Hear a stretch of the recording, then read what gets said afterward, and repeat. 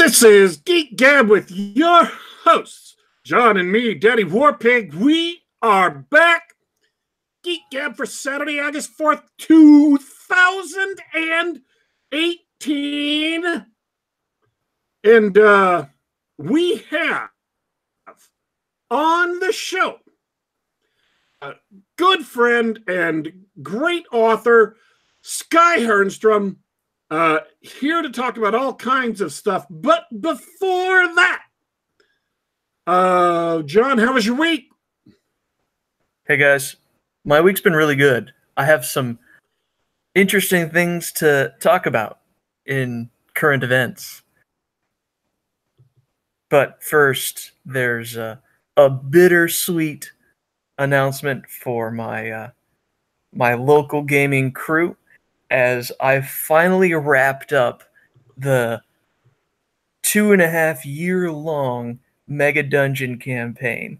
My first foray into dungeon mastering for maybe 15 years, and it was a rousing success. But it's over now. And it ended with a TPK, right? One of my favorite characters was killed by a nefarious trap that's meant for a human sacrifice. So, but what happened to the rogue gnoll that escaped? He was eventually caught and destroyed. They eventually caught up with that villain. They were very satisfied to have taken him out. Today, folks, the theme for today, in case you're wondering about what kind of errors Google is going to be throwing at you today to kind of spice up the show. The theme for today's errors, I'm just guessing based on events that have happened. Before the show gets going, we bring guests on so we can be sure to clear up any technical problems. It's kind of like the troubleshooting Russian roulette. We get to see what kind of exciting problems we're having this show, and then we get to try and fix them. So that's what the last 15 minutes before we go on the air is all about. So this show, the theme of the errors today seems to be unanticipated background noises. So if you want to listen to the show, keep an ear out for random background noises to spring up. It is just some extra excitement brought to you by Google because they love you so much.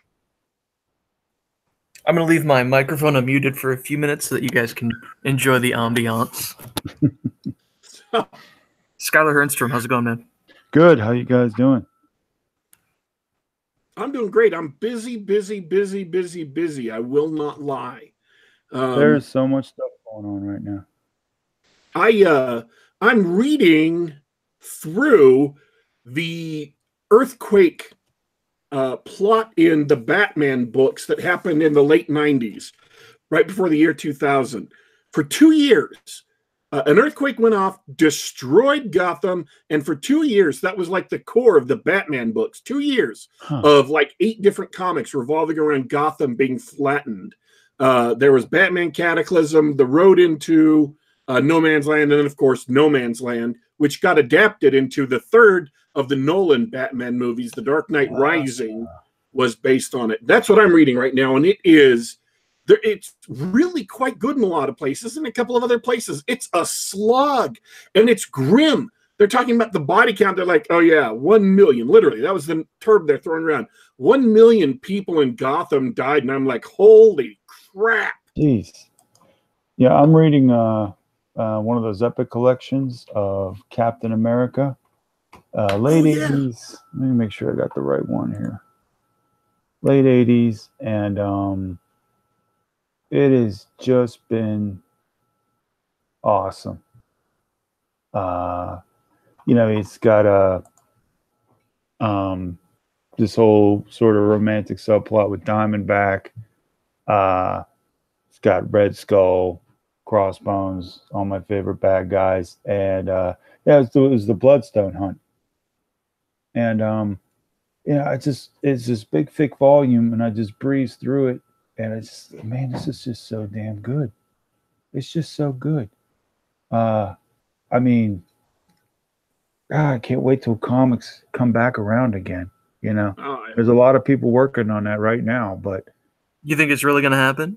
I don't know. I mean, I know that I haven't been following it too closely, but there's that Diversity in Comics guy. What was it, Richard Meyer? He's got a couple things in the works.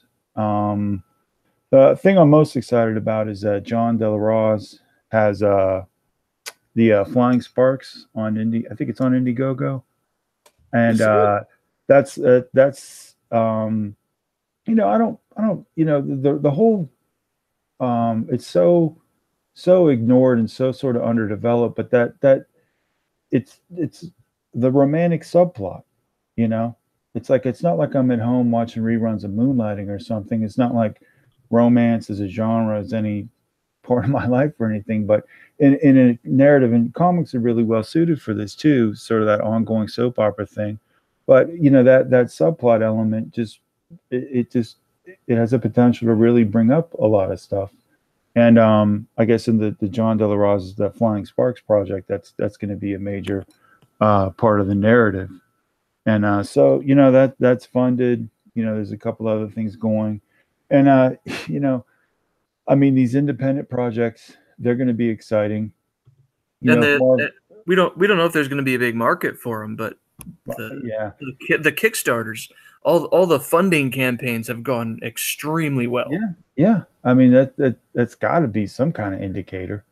I'm never going to sit here and make predictions or position myself as some sort of Nostradamus here, but if you just look at the funding, that's very encouraging. It's very encouraging. I've dropped money on 12 different comics, Indiegogo comics projects in the last month and a half to 2 months, and then I also picked up Wildstar that Alex from Cirsova was running. Yeah, I just got that in the mail. Yeah, so did I just yesterday. Yeah, I'm really excited to dig into that. It looks great. I was flipping through the box, and I was like, "Oh, this looks awesome! I want to get down and do this," but I've got to find the time. Yeah, I think the last time I was reading a lot of comics off the rack, the last time I had a pull list in a comic shop was around 2005, 2006, and I'll never forget it because I had a very good-natured argument with my father, and my dad's like, "Yeah, no one read. Adults don't read comics. Adults don't read comic books. Adults don't read comic books."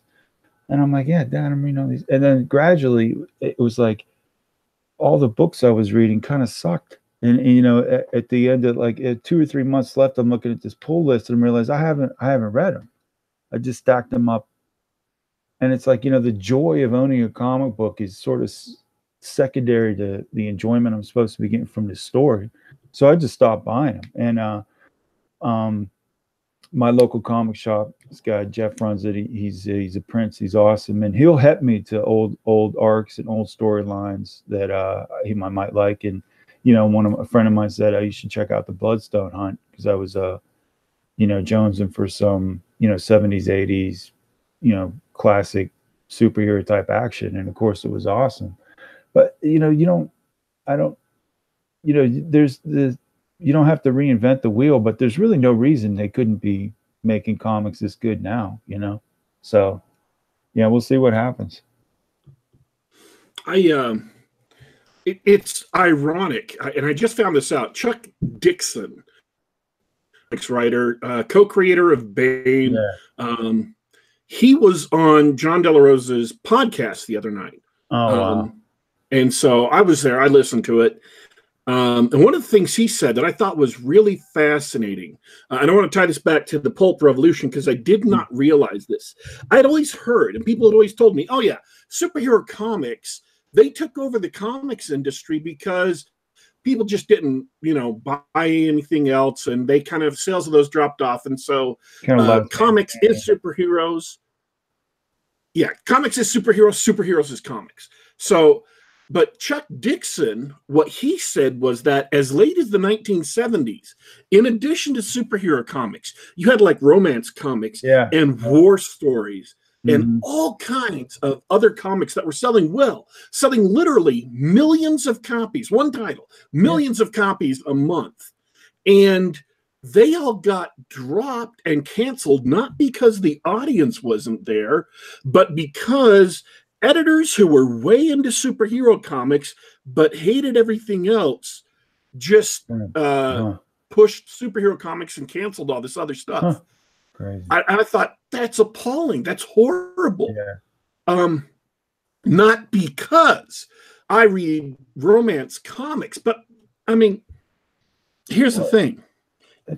If you've got a healthy comics industry, you want to have titles where young upcoming writers, where young upcoming artists can work out, can develop their skills, can develop their storytelling muscles, and can learn how to tell great stories. Because as soon as they do, and as soon as you've got all these romance comics paying money to new artists to develop their talents, they can then come over to superhero comics and then they'll make it better. A healthy industry that sells tons of issues is better for every genre of comics. And I'm like, they may not have realized it at the time, but they were, dropping Agent Orange all over the comics ecosystem. Yeah. I mean, it's definitely well suited to superheroes with the costumes and the really visual nature, but you can make it suited to anything. You can that medium, should really belong to everybody in all genres. So yeah, I'd be really curious to see what the landscape looks 5-10 years from now. I mean, I definitely back that Flying Sparks. I want to see where that goes. There's a lot of stuff going on. Everyone needs to stop listening to me and go check out the Cirsova Kickstarter. Oh yeah, the Cirsova Kickstarter is in its last, I think, 6 days, something like that. Yeah. It's issue 9 and 10. If I could, do you want to shill for it? Because I want to shill for it. I think we could both shill for it. I haven't talked to Alex a little bit recently, but I think so that'll be the end of volume 1, and volume 2. I think he's going to make some tweaks, so I'm really excited to see what that's all about. But I mean, the guy delivers, man. He delivers. He's produced 10 issues of this, and I think a lot of people said he wasn't going to get one out. He pays people, he gets it done, he's never late. This guy is just a proven quantity. And in the meantime, we got this venue for all sorts of people to come out with all sorts of stuff, huge variety of stories, huge variety of authors, and, absolutely instrumental in me getting out there. It just happened to be at the right place at the right time. And, me and Alex hooked up, and I got a couple stories in there. But, there's tons of people, tons of stuff happening, tons of different authors. I mean, you got me doing, my own weird Jack Vance, Robert E. Howard, my own sword and sorcery, weird, trippy stuff. And there's all sorts of different stuff in there. And it's a very sort of classic sort of fantasy or science fiction magazine where you pick it up and you don't know what you're going to find. At least one issue, there's going to be something there that'll delight you. And it's just fantastic. And the thing about it, he's gonna do what he's gonna do, whether or not even the Kickstarter finishes, because that's Alex. But we need to get in there, need to get that last 2 issues of the thing funded, and we'll start getting set up for volume 2, which will be really exciting. Now, Alex is in the chat. Actually, there's a lot of people in the chat. We should go back and pick up some of the comments real quick in just a sec, once I'm done. Because my comments are more important than yours. No, I'm kidding. But I do want to say this, and I want to be very, very real with you. because I don't want you guys to think that I'm shilling something just because I know the guy online a little bit. I've talked to Alex a couple of times, or because I've got some sort of involvement. I'm not involved with the magazine. I don't get any benefit from it, from you putting money in the magazine, other than the magazine gets to continue being printed, or I get to continue reading stories that I like. So I want to be very, very honest with you. The look of the magazine is really old-fashioned for a very good reason. And from the very beginning, I've kind of sat back and thought, I understand what he's going for, but I wish he'd change it, because I think that something more grabby, something more modern might get more modern people to be involved. I'm saying bad stuff here, folks, because I want to be just right up my honest thoughts about the magazine and why you should buy. You should go to the Kickstarter and buy these issues, and then go to Amazon and buy the previous issues. It's great. Just tons of great stories.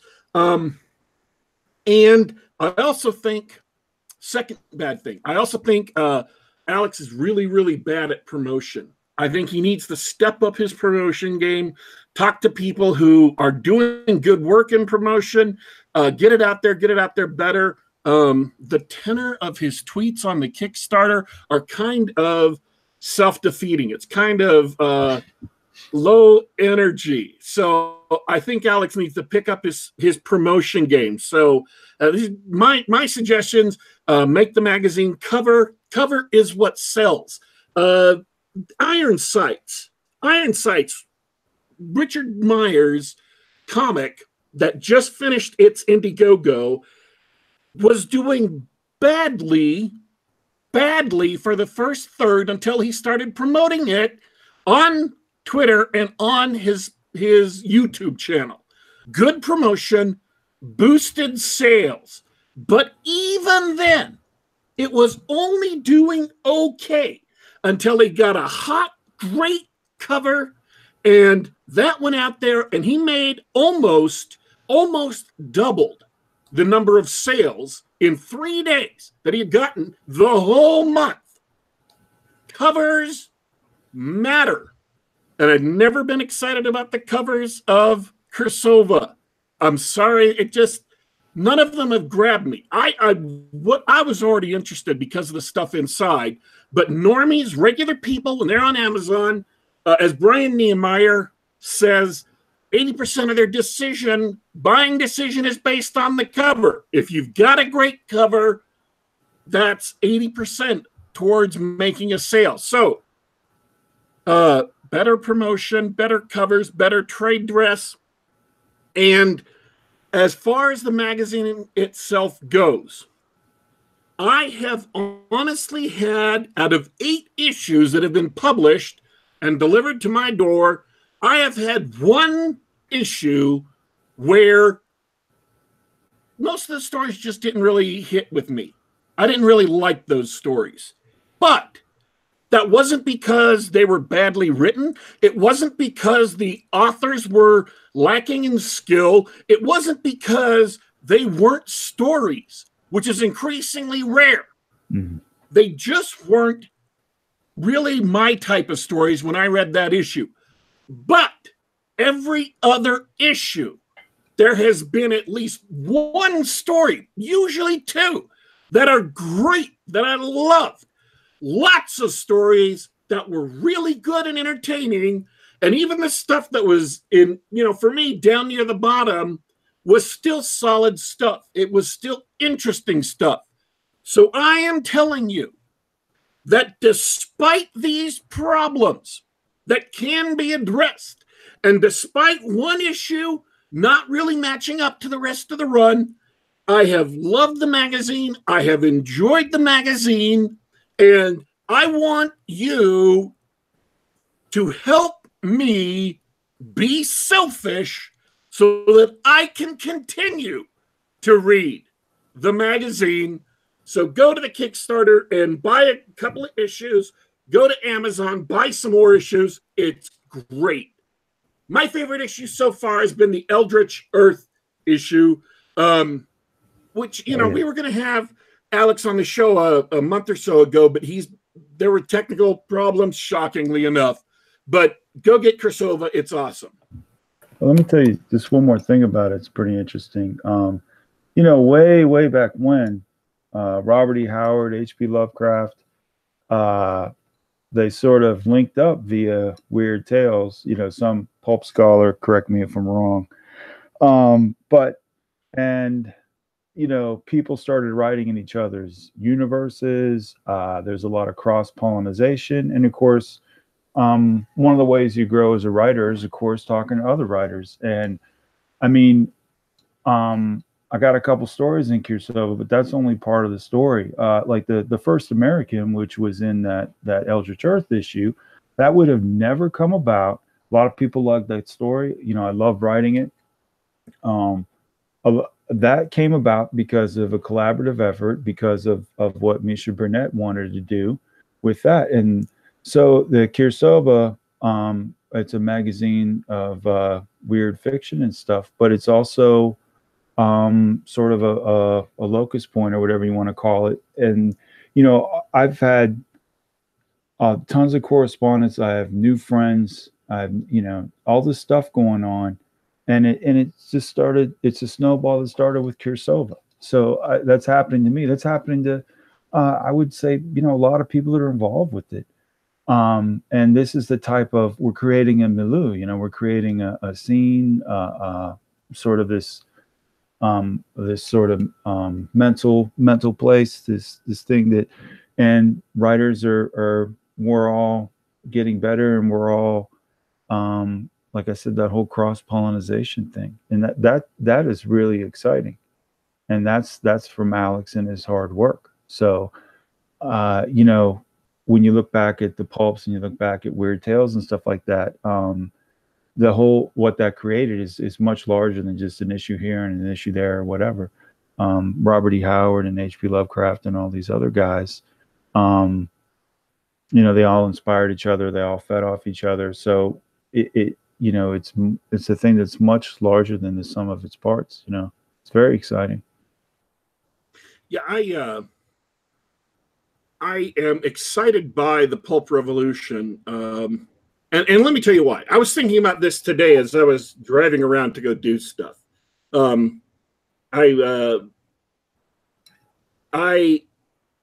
I was happiest about, or what I'm most pleased to see with the pulp revolution, is it's kind of gone into, and I think I talked about this, I don't know if I talked about this in private with last week.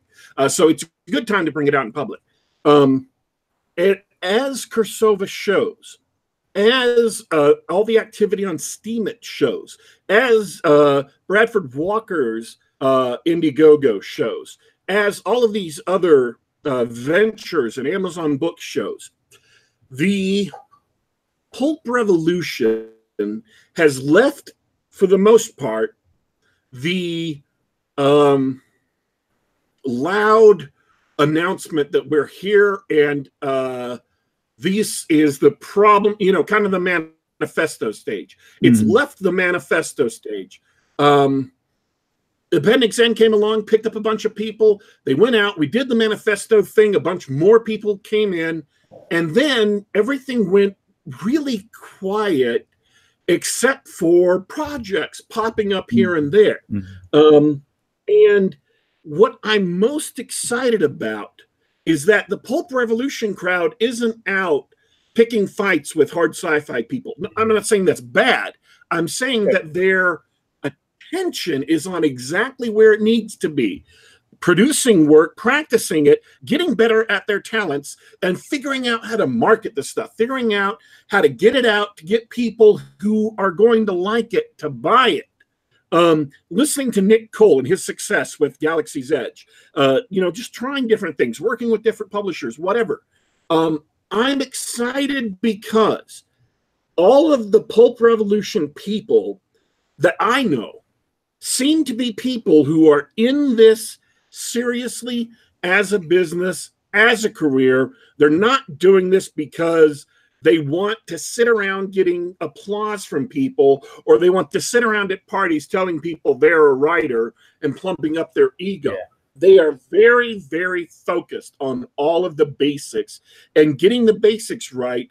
And my prediction is, this is my prediction, that at some point in the near future, and maybe that's a year out, maybe that's 2 years out, or maybe it's in a month or two, somebody in the pulp revolution is going to break out into a larger market. They're going to break out to where normies are going to start paying attention, and they're going to start buying their books. And because of that, other members of the pulp revolution will also start seeing some success. And yes, at that point, you're going to have a lot of other people who aren't really into the pulp revolution, but are willing to, put that name on themselves.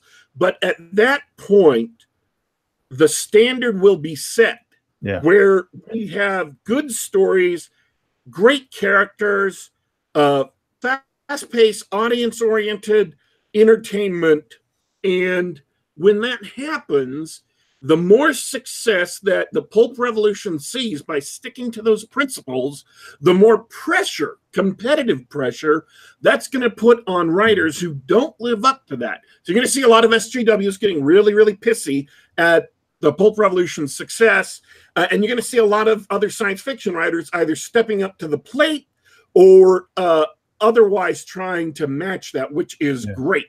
The more people that get on that bandwagon, the happier I am. Yeah, I think you're right. I think your prediction's right for the main thing that you pointed out, which I really like about that narrative, is that everybody saw that great success that Nick Cole and Jason Anspach have had, and a lot of these guys are putting it on the line. They want to do this for a living, as some may say.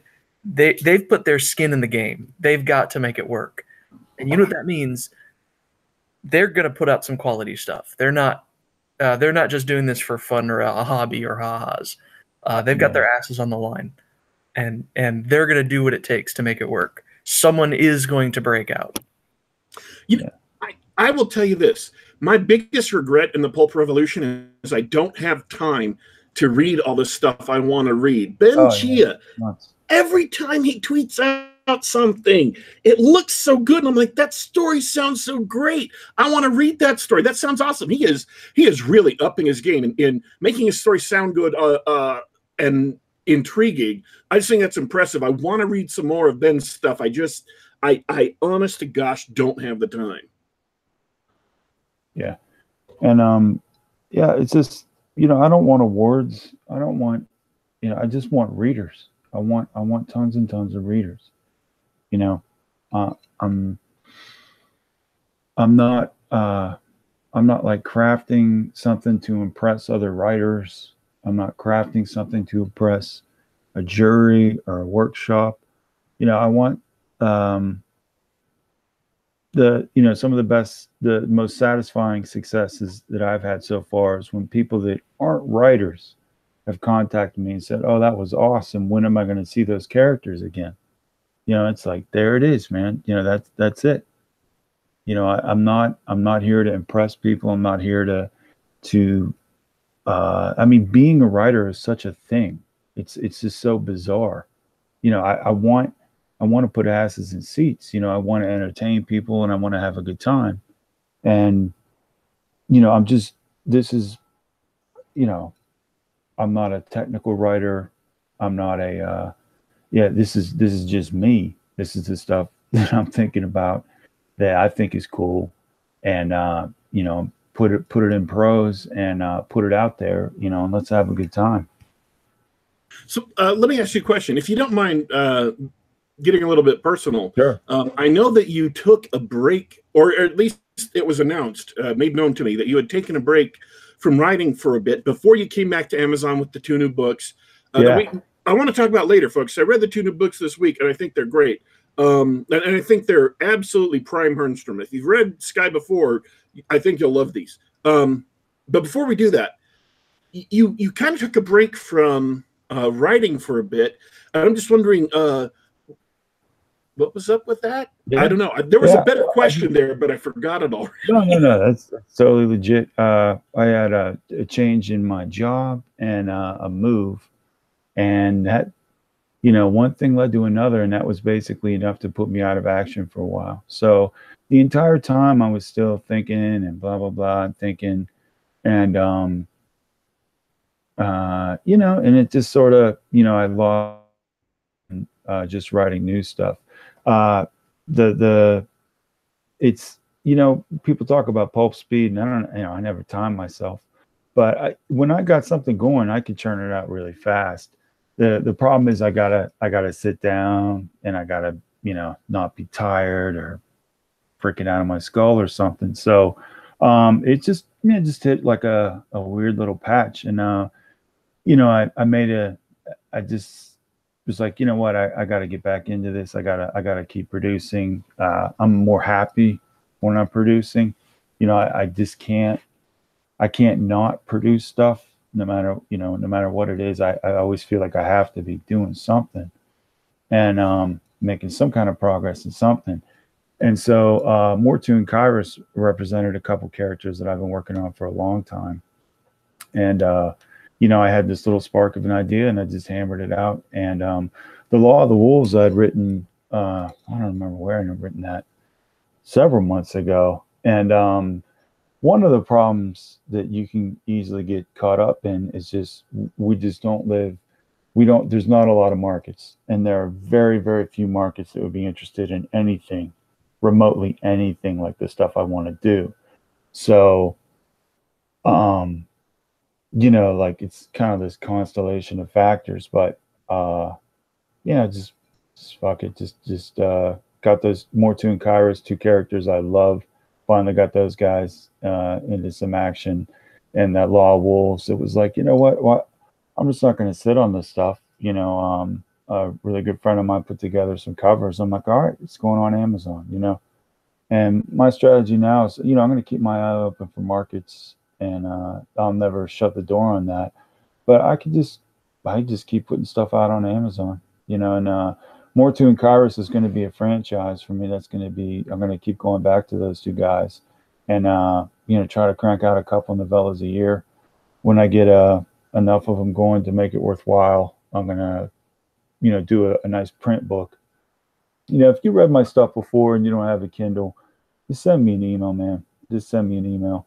But, you know, Mortu and Kairos, we're going to be doing a lot with them. And Law of the Wolves, it's like, no, there's no market for that. There's no market for that. I've had, like, really good buddy Alexandru. He's absolutely floored by it. He loved it. A lot of positive response from the people that I've sent that out to. But there's no market for it, you know. So that's a good natural fit. 99 cents on Amazon. You know, have at it, man.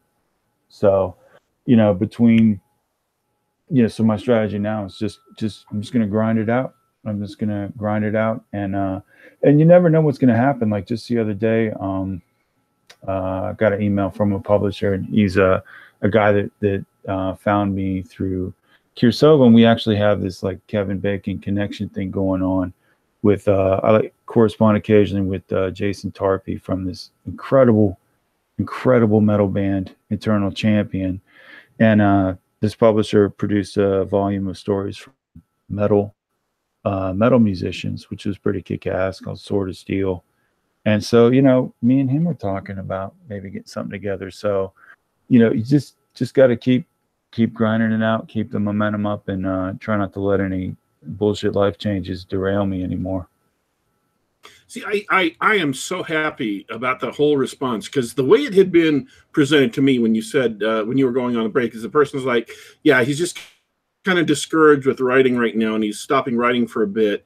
And there wasn't like any ET. I'm like, what? Sky isn't writing anything anymore? That was like the bottom dropped out of my literary world. I'm just like, no, dude, that's not. No, we can't do that.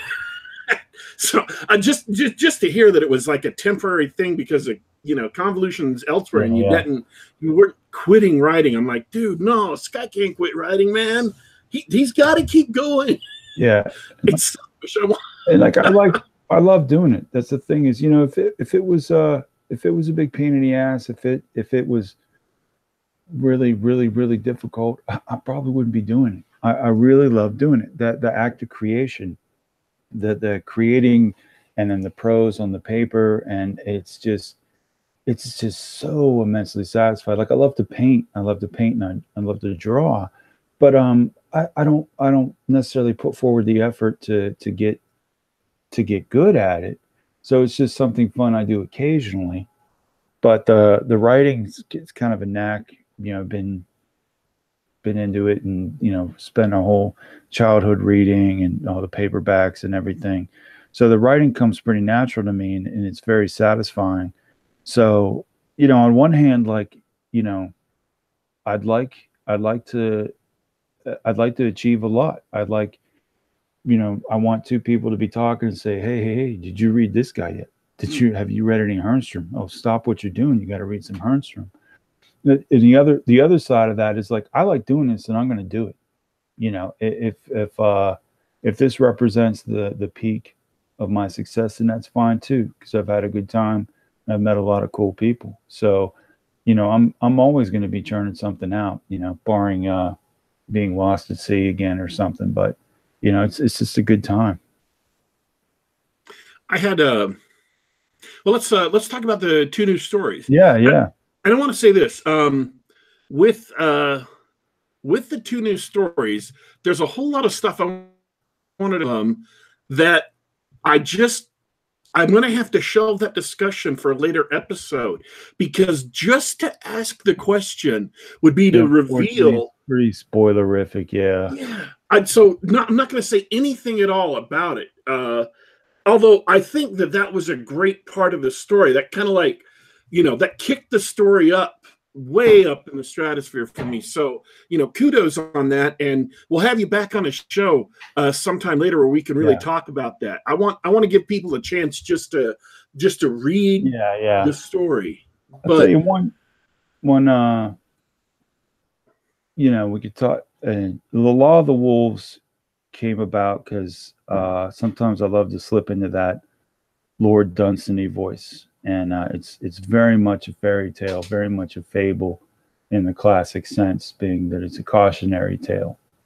And, you see one too many Pixar or Disney movies about how you can be anything if you dream it. And eventually you're just going to snap and you're going to write something like The Law of the Wolves. So that was immensely satisfying to write. And because it's a fairy tale, because it's a fable, I really got to play with that sort of language, which I love.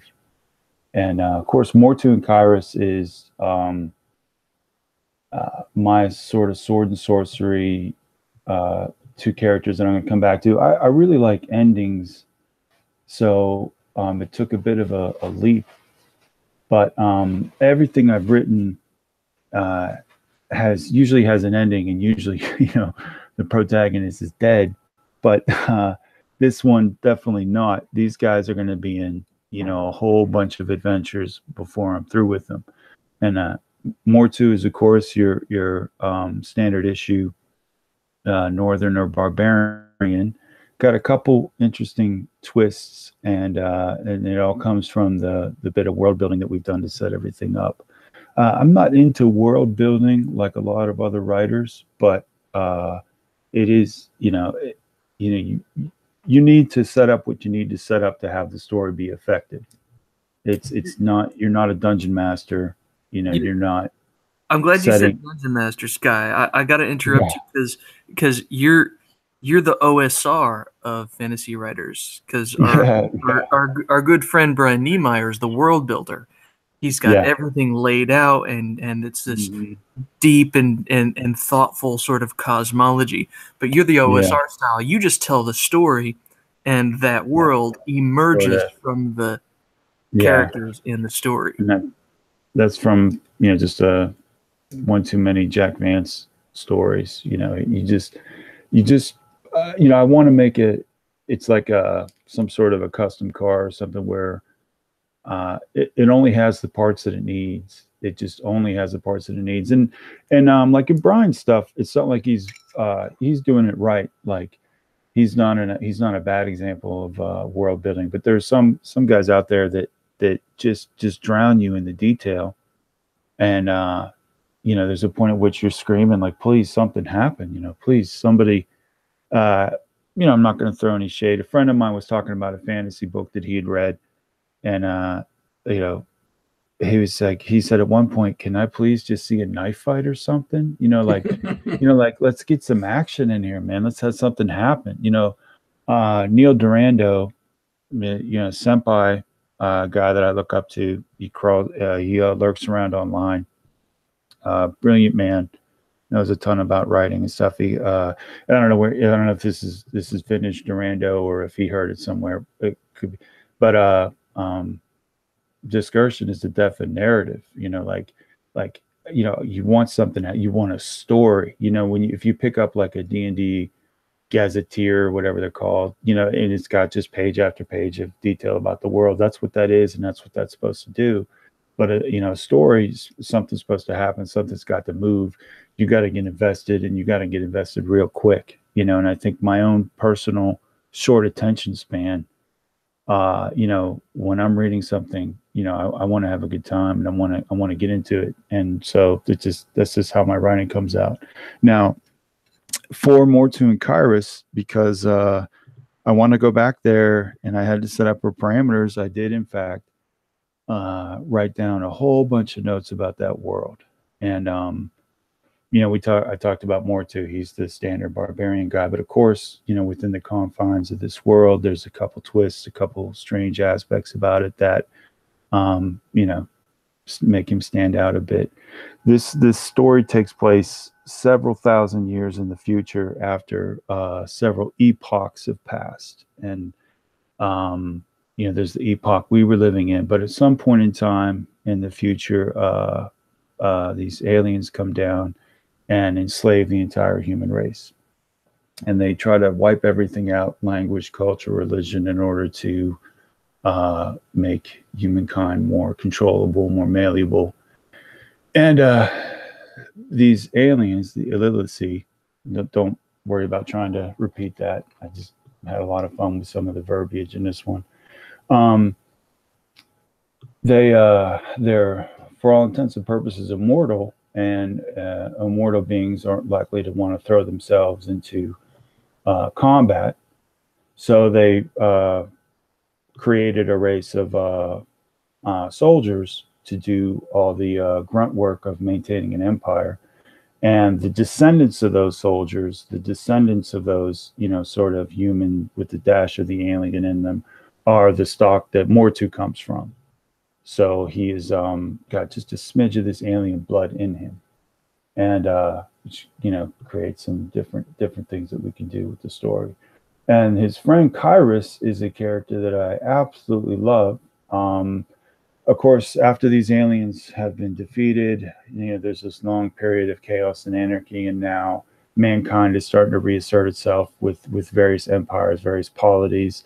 And Kairos is part of a group trying to restore Christianity, and he's a monk. Unfortunately, at some point in time, he ran afoul of a sorcerer who has imprisoned him in the body of a small capuchin monkey. So we have this incredible badass barbarian guy, and sitting on his shoulders is this smart ass arrogant monk.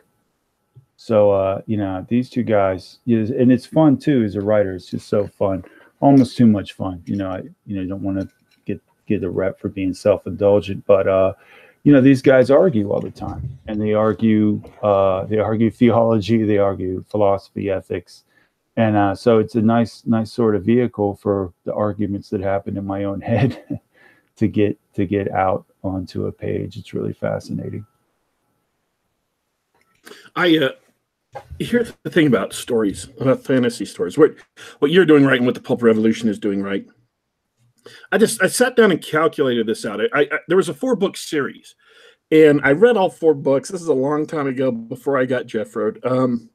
And the first 20 pages of the first novel, literally, actually no story events took place. Yeah. It was just a bunch of description, and it's just a bunch of this guy wandering through a terrain and describing it. And I just sat down and did a quick back of the envelope calculation here. If you assume that hardback books have like 300 words a page, that's 6,000 words where literally nothing happened. And for comparison, folks, your average newspaper opinion column is about 900 words. Oh, wow. Okay. So you could see that is many, many, many newspaper opinion columns worth of verbiage. Almost seven opinion columns length were in a story that's supposed to be an exciting story and nothing's happening. How much? I mean, 6,000 words is a healthy short story. You can get a lot of stuff done. Yeah. In 6,000 words. Yeah. Yep. And that's why I like your stories, and that's why I like the Cirsova stories, and that's why I like Pulp Revolution stories that I've read, is that even if we're like working towards something. Time is my alarm clock. That's a good one. I think that's one. That's our background noise you're warned about, folks. I don't know that we can make a drinking game out of this episode. It's actually been a lot better than I thought it would be. Yeah, but if you were planning on playing a drinking game with the background noise, that would be one of them. Anyways, even if, as people have noted correctly, that a lot of the Pulp Revolution authors haven't gotten up to the standards of, say, Larry Correia has been doing it for a decade. Well, yeah, but even if we haven't hit that level yet, at least all of them understand that stories have to have stuff happen. Yeah, absolutely. And it's get a little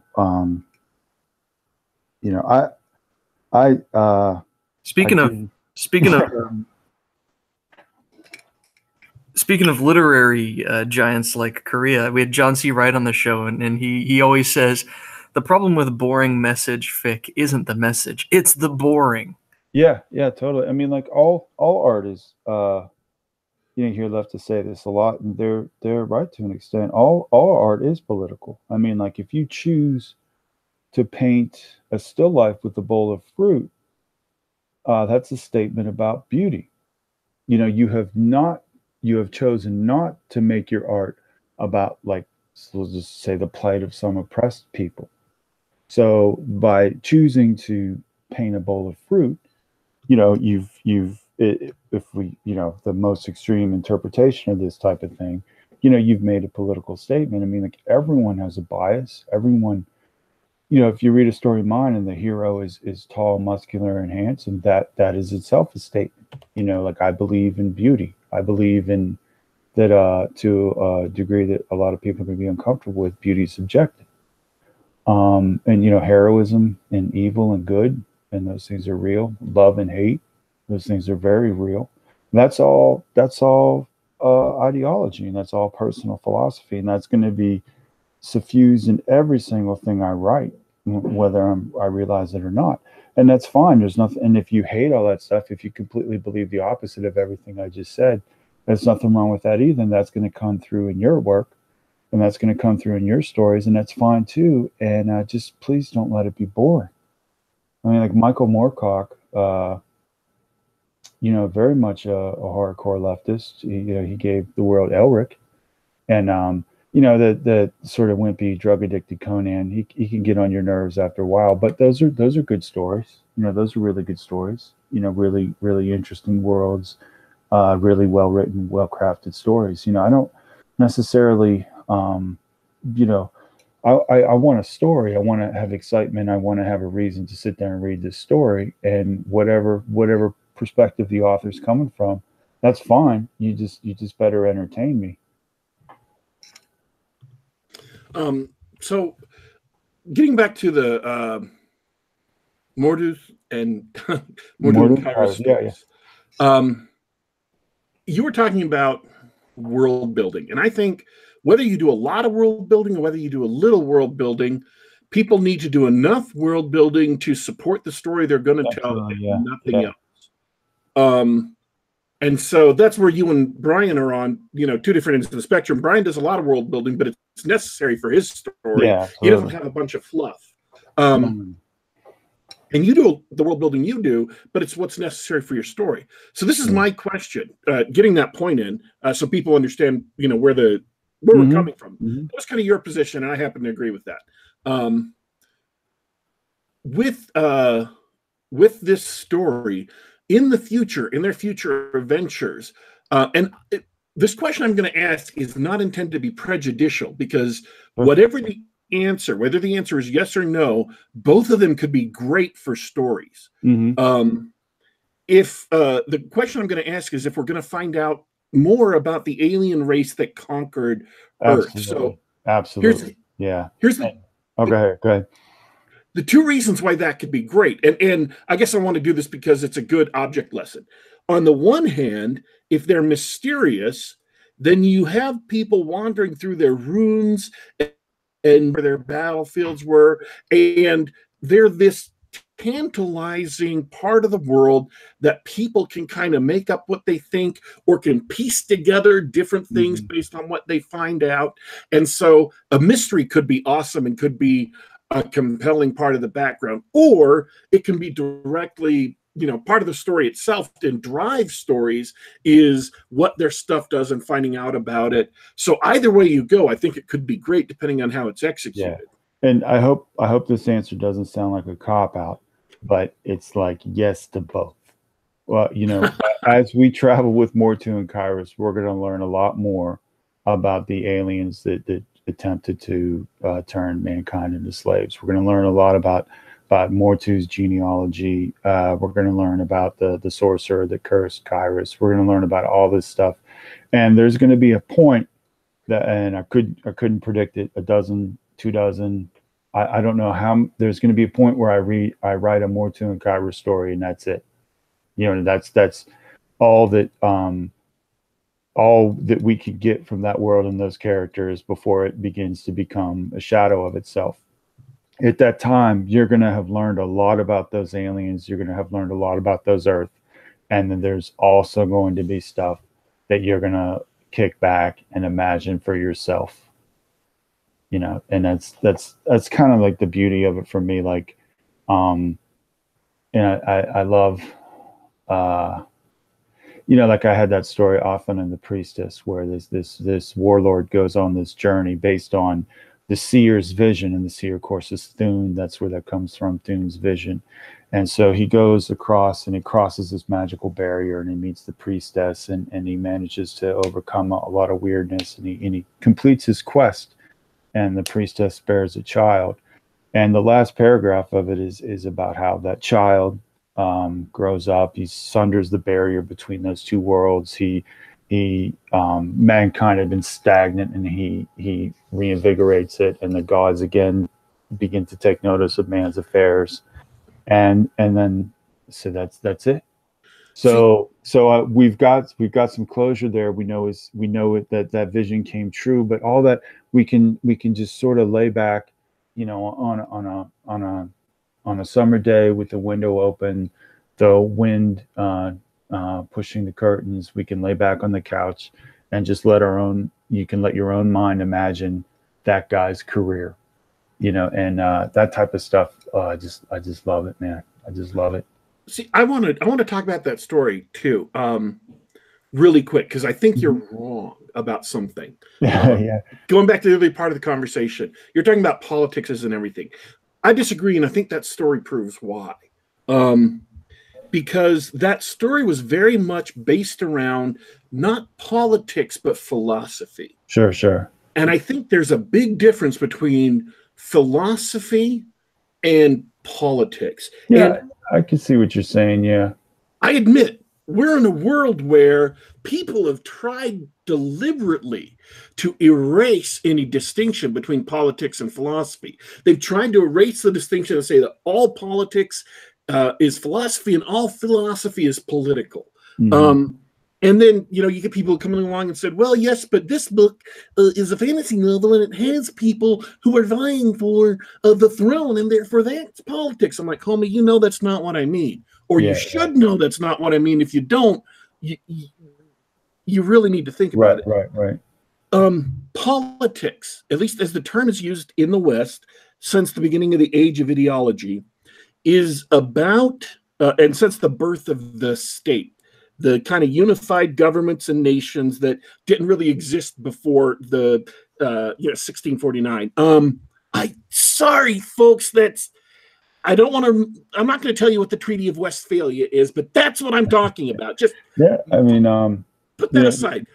Even in terms of like a classical Marxist definition about competition between classes, but you're highlighting another problem, that we're sort of living in this age where everything's constantly redefined, and we we're here in this very friendly medium, and we've hit a piece where we're having like a thing about what these words mean, and that's kind of a and you're totally right. We can look at it like that, and we talk about how, of course, someone's individual philosophy is in all their work, and I think that's very useful and very good what you just said. Talk about that, but it's just funny that it's a strange time to be alive, man. Yeah. I think I'm a creator. I'm a writer. Very small, we'll see what happens, but I'm excited to I hope when people read my stories, they can connect with sort of these atavistic these very primal parts of themselves, and they go back to myth, and they go back to everything else, and that we can you can leave a lot of the modern world behind, and think about love and hate, and think about awe and spectacle and all these things, and that's I think that the tiny little piece of property on this universe that my work occupies, or where I want it to occupy. I absolutely agree, and I think this is where I think, and I've said this before, and I still hold to this.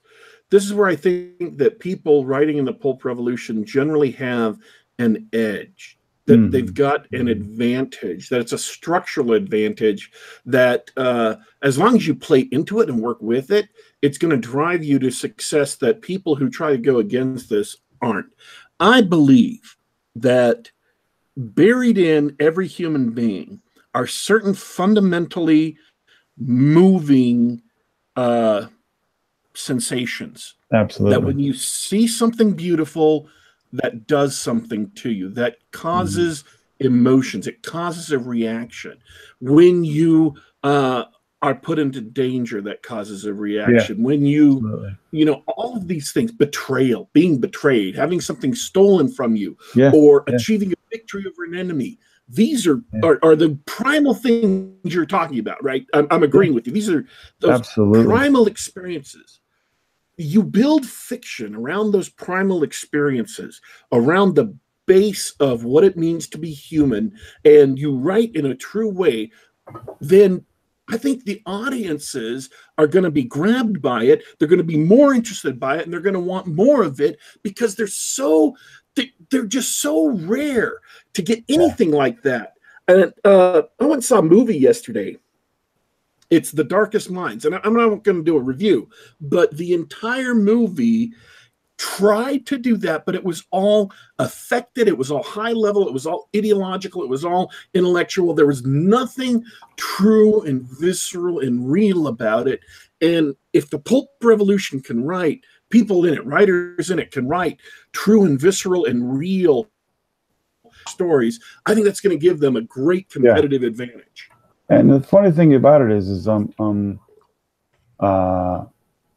very much part of a Western tradition, but the irony of all this and all these things that people talk about is that if we're plugged into these these primal things, then I mean, all human beings experience love and hate. All human beings will respond when something that they love is threatened, and that this we've got all these authors and all this weird stuff going on in science fiction, and like me and the other pulp revolution guys, it's like we're in the backwoods in an RV. We're taking all these primal emotions and cooking them down, and peddling this stuff on the streets, and it's like the good stuff, and we're the Breaking Bad of the science fiction community. Some of us are gonna die in like a primal emotion lab explosion or something, and it's pretty exciting. Like I just read a novel, and now I can't find it, but it's about in the 80s, in the mid 80s, the Sikhs, separatist Sikh movement seized the big temple, and of course I'm botching this because the Amritsar temple, and this is an Indian author wrote a whole giant book about it with all these different people, and I might know a little bit something more than somebody else, but like I'm certainly not an expert on Sikh politics or Indian politics. And the book was really good because the book was all about family and obligation and love and hatred and all these things. And so I could completely get into this novel, and this is what it's all about. All right, well, I read both the stories on Amazon, and I think they're great. Okay, the reason why I've suddenly switched my speaking mode here is because we're out of time. So it's just been such a great episode, though. Do you have anything final to say before we start winding down? No, just hey guys, Thune's Visions, 99 cents right now. We've got more to in Kairos, the first chapter. And we've got The Law of the Wolves, which is a dark fable. They're all on there. Get yourself to Kickstarter, support Cirsova that's created this entire milieu for writers.